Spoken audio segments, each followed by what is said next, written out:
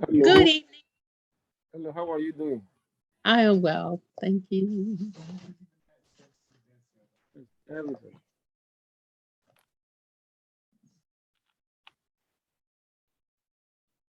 Okay. All right, can start. Hello, Professor. Yeah. Yeah, I have a question about the Excel assignment 3. Okay. Yeah, in the instructions given to us, you ask us to okay, I'm opening it up now. Sorry. You ask us to get the mean, the average, and the mode, but we don't have the instruction of where to put it on the Excel sheet. Are we supposed to type those information given there in the? You have to open your own Excel sheet. Type yes, those I numbers. know. Okay, so I have to type it in the ones I'm doing. Yeah, once you type it, then you follow the instruction there to get your mean, median, and mode. Yes, I got there. What I'm saying is, I don't know where would I put it on my own Excel sheet, because you did not give us the instruction of where to put those in our own Excel. Am I going to, like, I have column. Save it as a file and then go to the homework and upload it. Is that what you're asking? No. When I get the mean, the average, am I supposed to put it as because all the data stops as column A9? Should I put it on A10, A12, like that?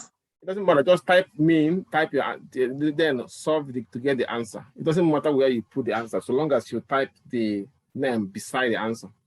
Okay. All right. All right. You guys can see my screen now. Sorry, question for you, Professor.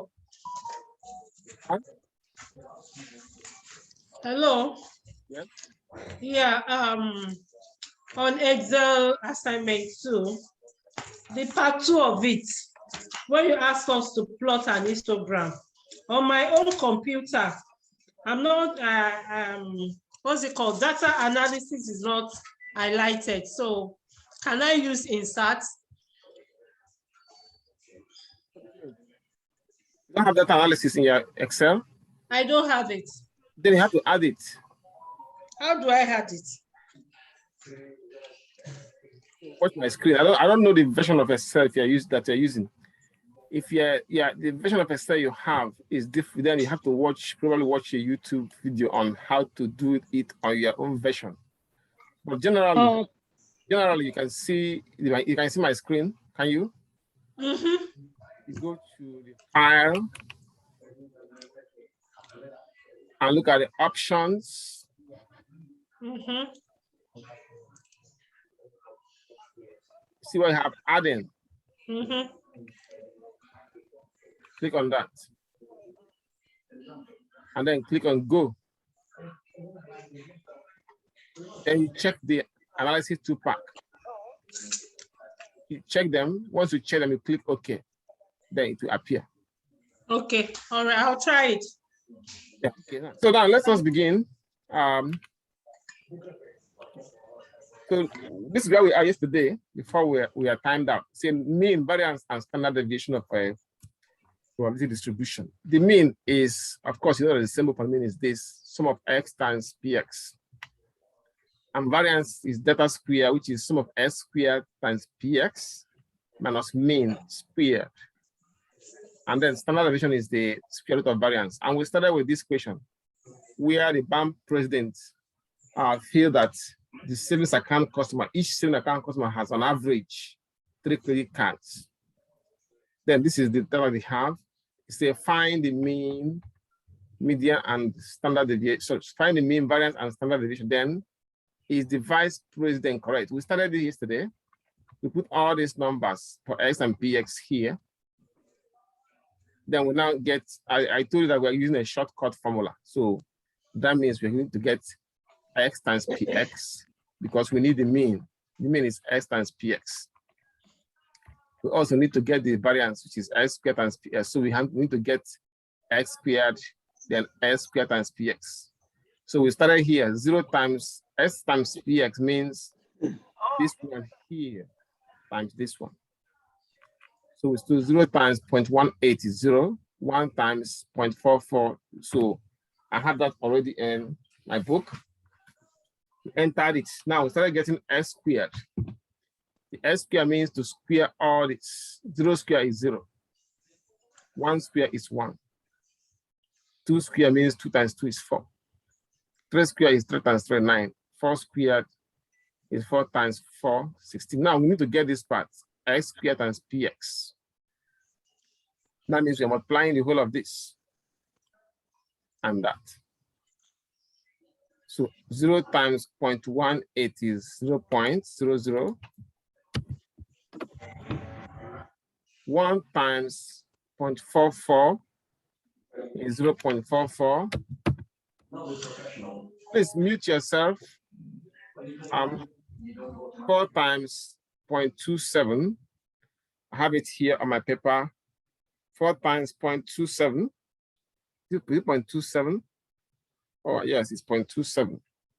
I got 1.080. Okay. Then I have 9 times 0.08, 0.72. Then 16 times 0.03, we got 0.48.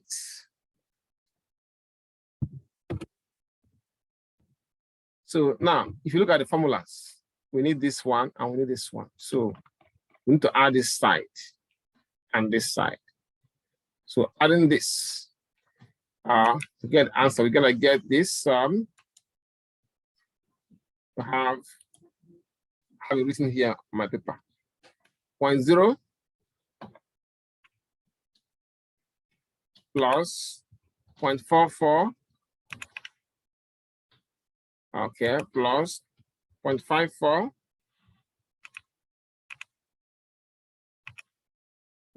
Plus 0.24.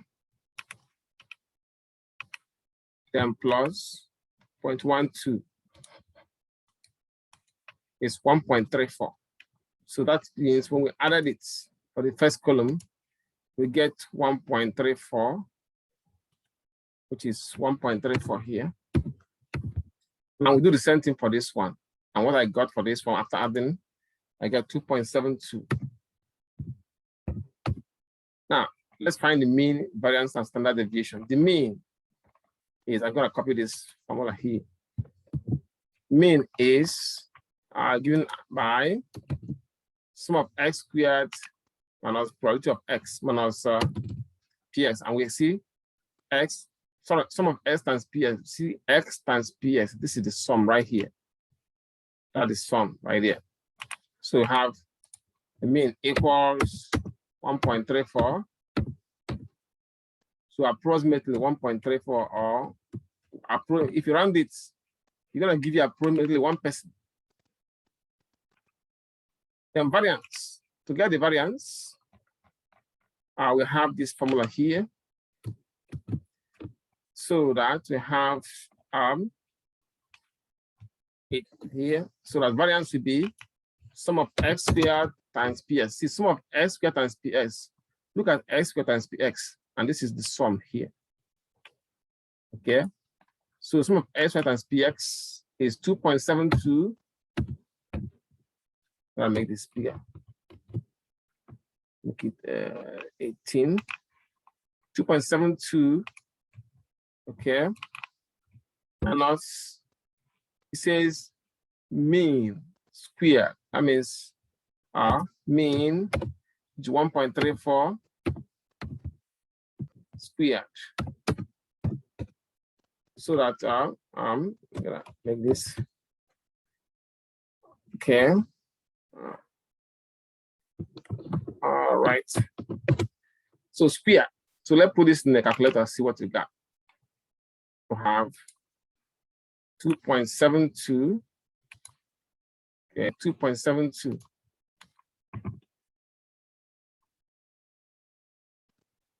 And also in parentheses, excuse me, the parentheses, we got 1.34 squared. Okay, 0.34 squared. 0.92, 0.92. So we got 0.92 right here. 0.92. And standard deviation will now be the square root of variance. The square root of variance. I'm going to copy this and put it in the other workbook.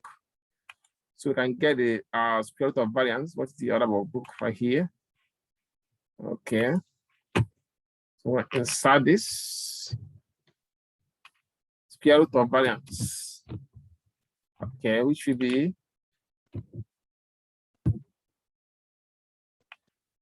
okay. 1 minute.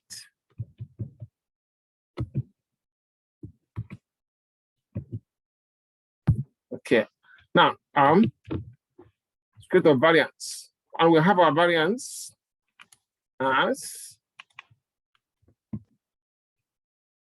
0.92, 0.92. So the square root of variance will be square root of 0.92. So that would be the square root of 0.92. Put the equation square root of 0.92. 0.92. And that gives us, from the calculator, you can get the square root of 0.92. Okay. So square root of 0.92,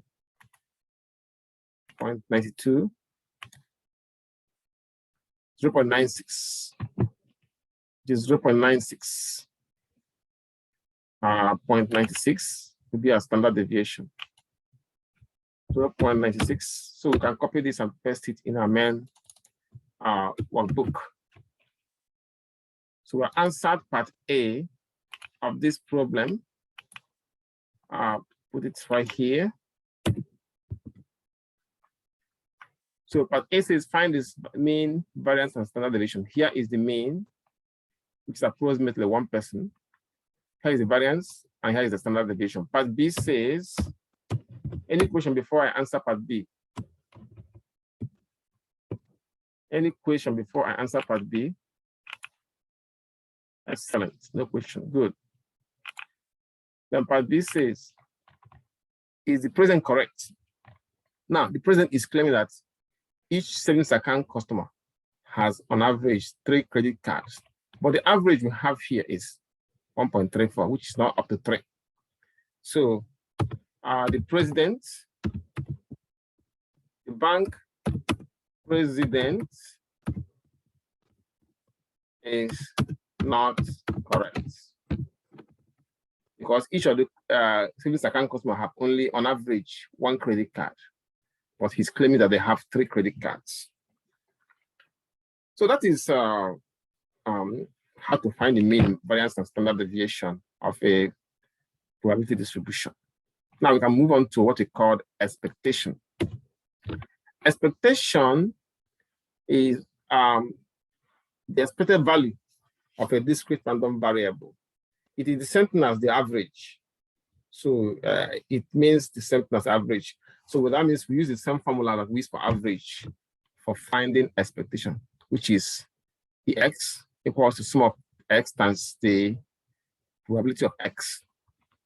So let's look at it here. I'm going to use 2 examples, one for lottery. So I can see why the expectation for lottery is always a loss, which is why most people, if they have a jackpot coming up, you see people buying thousands of tickets, but after it might go up to 3 weeks and nobody wins it. If you win it, it's just luck, pure luck, you know. Now, of course, there are some lottery that have more higher expected value, where you can get, you know, get something back.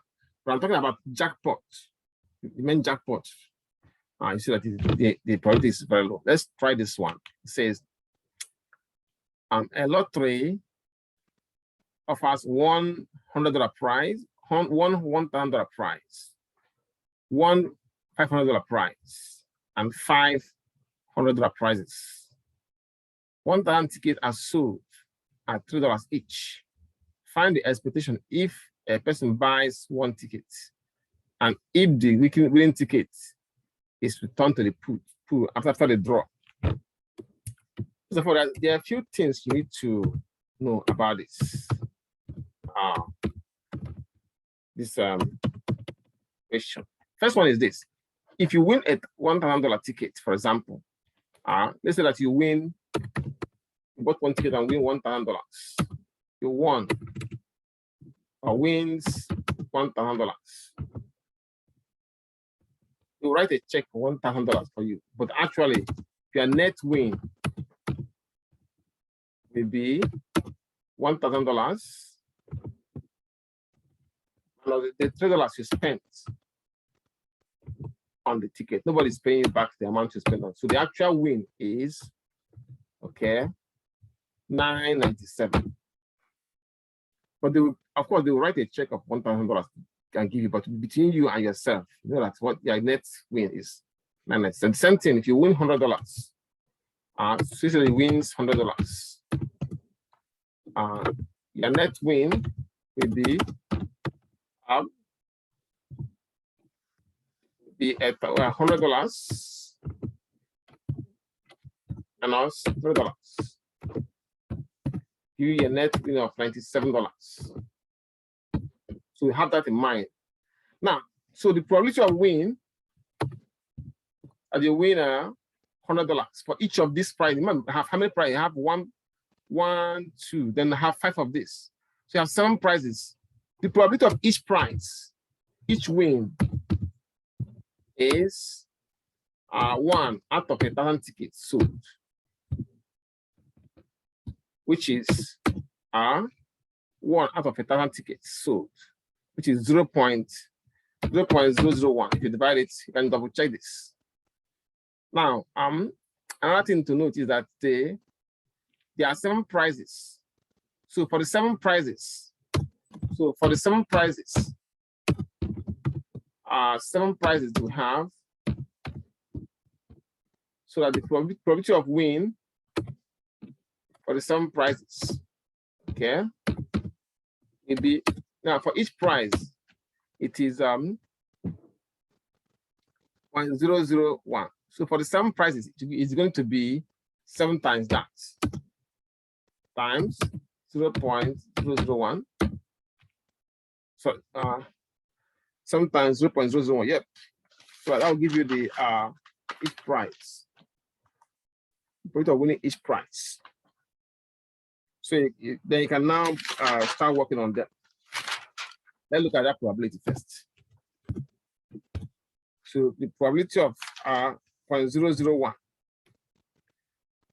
will be calculate that 7 times that. Okay, 7 times 0.001. 0.007. Okay. 0.007. So you lose only once. If the ticket doesn't lose, if the number doesn't come up, you lose. So the probability of losing that you lose, okay, will be 1 minus probability of win,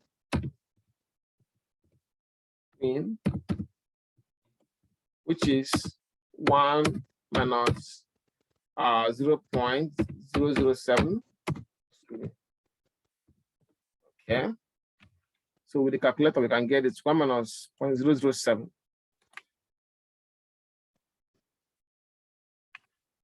Okay, 1 minus 0.007, 0.993. Okay, 0.993. So this is what you need to get first before you can make your chart. 0.993. Now with this, armed with this information, then you can begin to make your table. Insert the table. I'll make it no Make it small, no space. Okay. So you have each of the win, which is X. So that you have the probability of X, Px, which is Px. These are Px. Then X times Px. Yeah. So that with that way you can calculate your expectation. Okay. All right. Excuse me. Now, all the wins, remember, if you're lucky, you win $1,000. So, but your net win is $997 for 1,000. So 1,000 have $997. If you win 500, your net win will be $497 because you're going to remove. They will give you a check of $500, but you know that nobody's. You already spent $3, so your net win is $497. 400 is 97. Following, and there are $500 tickets. So you have 97, 97, 97, 97. Look at this. I think it's 5 now. 1, 2, 3. Okay, one more. 97. Now, of course, you can, most of the time you lose actually. So if you lose, you're going to lose negative $3. You lose your $3. And then, of course, you get a total. Okay. Let me make this big a little bit. Okay. Make this, make it look good. Okay. So this is your wins. Now, the probability of that you win 997, remember, each of them have a probability of 1 over 1,000, which is 0.001. So you have 0.001, 0.001 for each of them, 0.001, okay, 0.001, all of them, okay, all right. Then, if you lose, the probability that you lose is 0.993, 0.993. Remember, the question was asking us to find the expectation. If a person wins 1 ticket, the formula for expectation is here, which is the sum of X times probability of X. So that means you need to get this part. 997 times 0.001. So you got 997. Can you hear me? Hello? Yes. Yeah. 0.001 was 0.997. So following that same approach, we get the rest of them. 0.997. Apply this to get 0.497. And multiply 97 times 0.09, 0.001. So 97, okay, 97 times 0.001, 0.097, and there are 5 of them. So that we got 0.097 for 5 times, 0.097, 0.097, 0.097, 0.097, okay, 0.097. Now for this one, -3 times, that is the loss, that's when you lose, which is what most people do anyway. As you can see from the probability, you apply this by -3. So that we have -3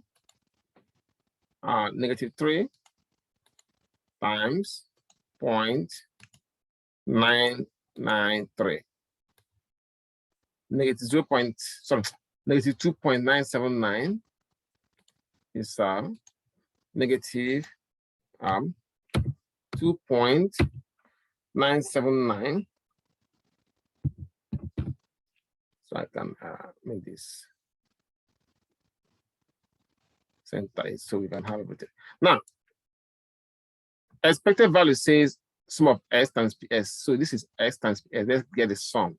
You add all these numbers. You can double check with your calculator. If you add all of them, you're gonna get this. I got, as a matter of fact, let us add them so you can see on the screen. So we have 0.997 plus 0.497 plus 0.097, 5 of them, plus 0.097 plus 0.097, plus 0.097. How many now? 1, 2, 3, 4. One more, plus 0.097 plus the other one. Last one is negative. So you gotta put in parentheses. Negative 2.979. To give you negative 1, which is negative 1 represents a loss. Meaning at the end of the day, in the long run, your gain from lottery is lost, except if you win the jackpot. So if you add all the wins that you have and all the losses, you are losing. The only way you can gain if you win the jackpot, which is usually rare, So our answer we get here becomes negative $1, negative 1.00, which presents a loss. So that the expectation equals negative $1. Maybe this look big. Negative $1, which is a loss. $1, which is loss. Any question on this? Any query? So in the loss you put, is that supposed to be $1 or 1,000? It's just $1. What is it? 1.0. These zeros don't mean nothing really. Okay, all right. And the zero that come after the decimal point is not is meaningless unless there's a real number that is like if you have 0 after the decimal point here, 9 came after that. That's when the below makes. Otherwise, the below is just a placeholder. Yeah.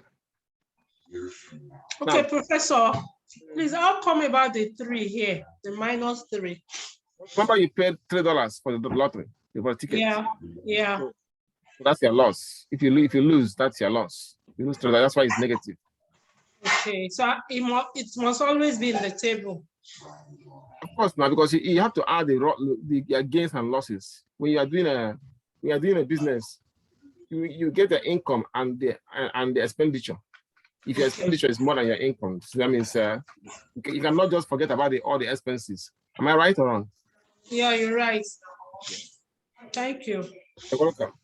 So now you can use this method to evaluate a business. If you can get the probability, the required probability, you can actually make a good evaluation whether the business that you want to go in, whether it is to be profitable or not. If you can be able to figure out the actual probabilities.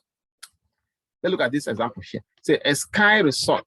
You all know what a ski resort is, where people pay to use the snow, skate on the snow. Wow, time is almost up. You all know about this, right?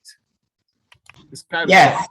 Yes. So the resort, we have less than 10 minutes, make $70,000 per season when it is snow, when it snows very much. they lose $70,000 per season when it does not snow very much. That means no, they won't make money. But if they make $250,000 profit when it snows a lot, now the probability that it will snow based on the weather forecast, that the probability that it will snow 75 inches, which is a good season for them, is 40%. Find the expected profit. So what you're gonna do here is put the table of values. Okay, make it I usually make it to be no spacing. So we're looking for the expectation of profit. So you call it the gain X, VRX, gain X. The probability of gain, PX. Then loss, X times PX, because we are looking for the expectation, PX. So in this case, we have a close to a good probability because the weather forecast so that the chance is that it will snow up to 72 inches, which would be a good season for that the result is 40%. So if it snows 40%, they make a profit of $250,000. Okay, make this bigger. So and the probability that it will snow that much for them to make $250,000 is 40%, which is 0.4. Okay, 0.40.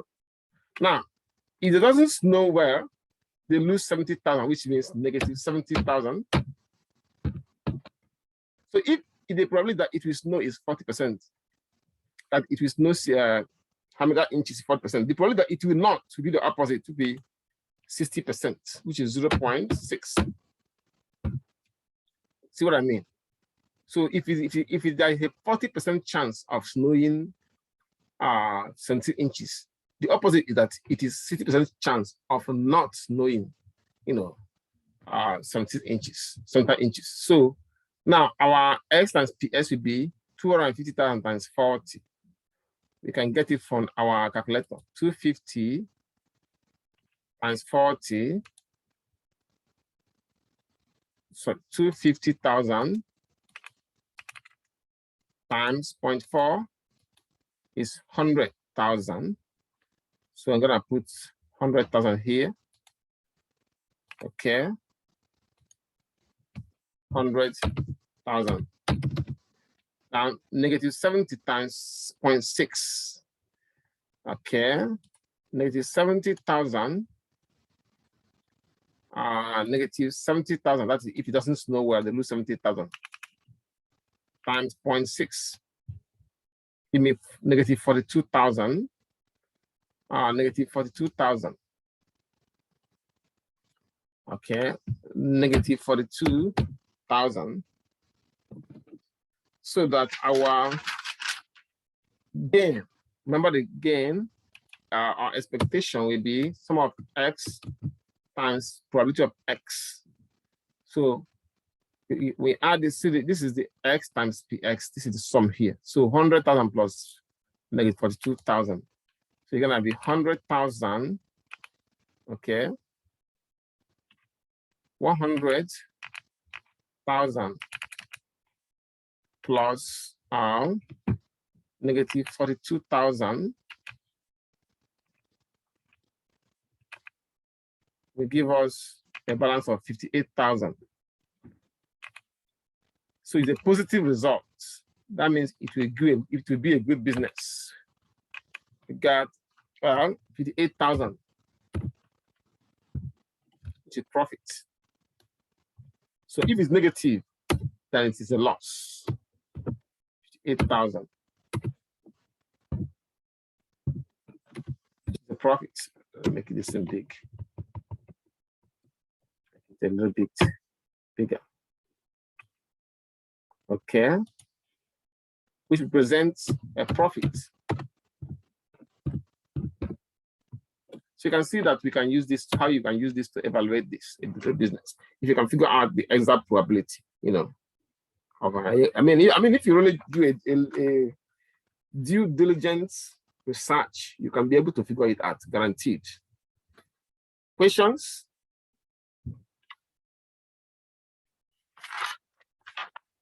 Questions? Okay. Excellent. So, no question. So now we can now take a look at one of the most common, one of the popular probability distributions. It's called the binomial distribution. Now, the binomial distribution, many types of probability problems have two outcomes, or outcome that can be reduced to two.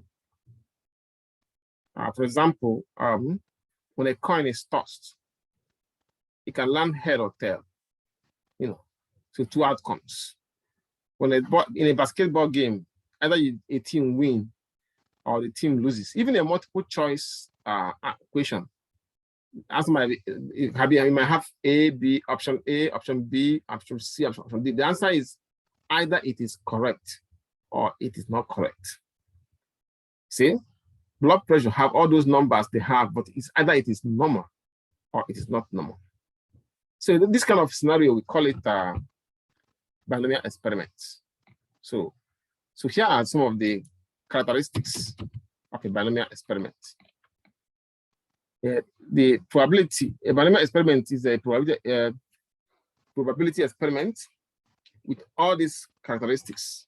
Now, each trial have only two outcomes, or can be reduced to two outcomes.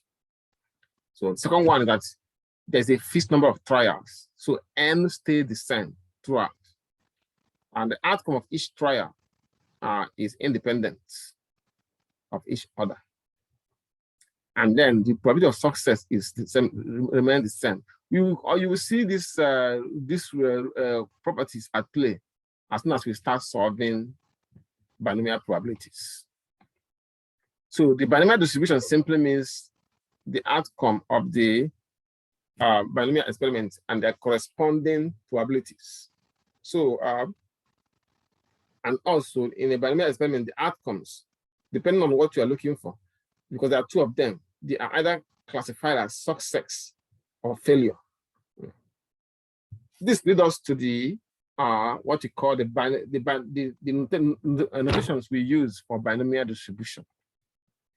We use small p to represent the probability of success. We use q to represent the probability of failure, where q is always 1 minus p.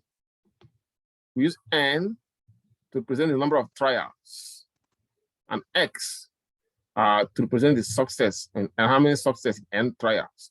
We're going to be timed out very soon.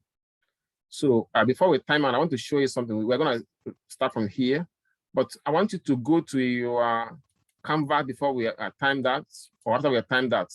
Download this table that I'm going to show you now. Hope it will bring it up.